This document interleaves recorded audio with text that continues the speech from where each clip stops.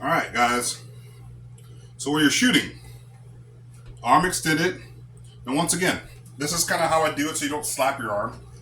A lot of people think they gotta have their arm like this. No, just put a little bit of breathing room in there, right? I don't have my arm straight. I have it at an angle to the string, right? To the string. So the path of the string is gonna go straight here, not across my arm because I have it bent. People who have it like this, so pull straight, they're gonna slap their arm more times than not. So with me, I have a little bit, see, I have a little bit of wiggle room in there that I can shoot, okay?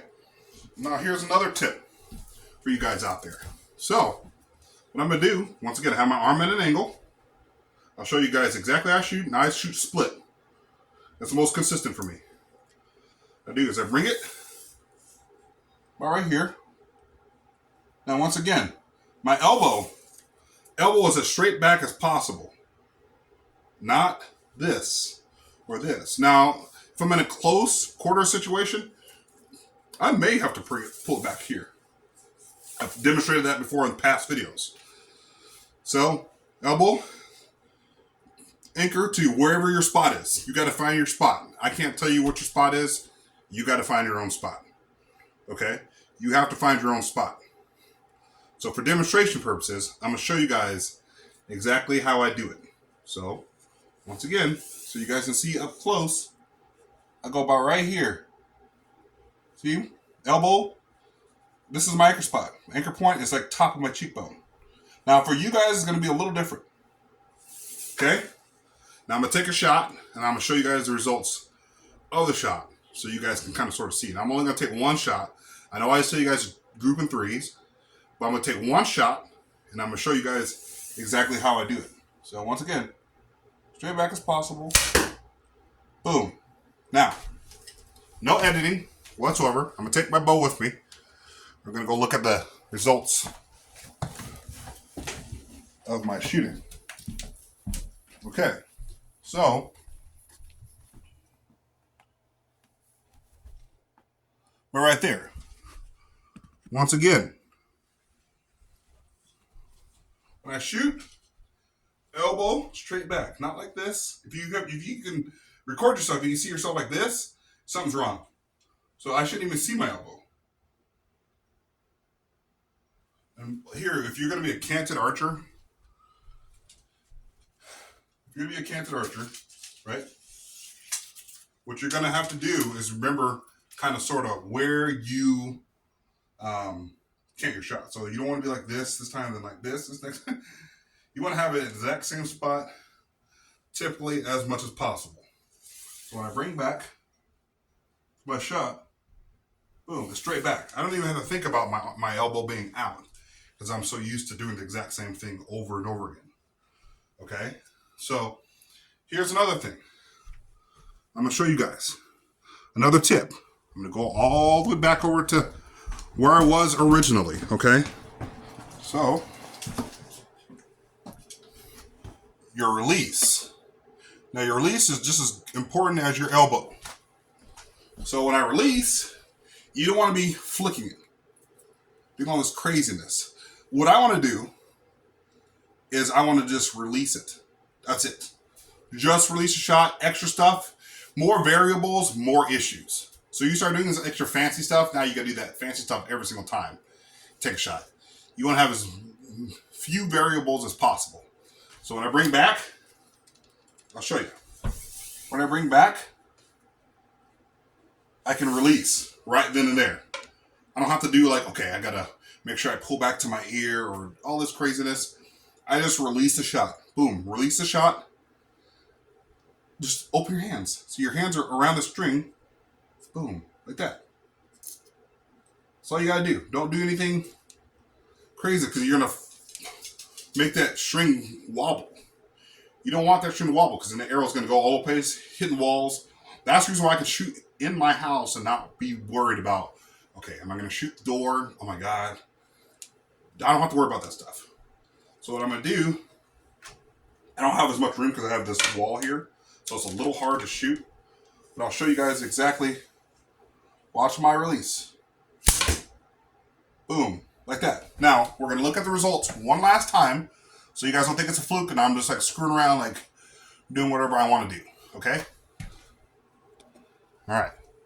So, we're going to go back and see the results of my shot.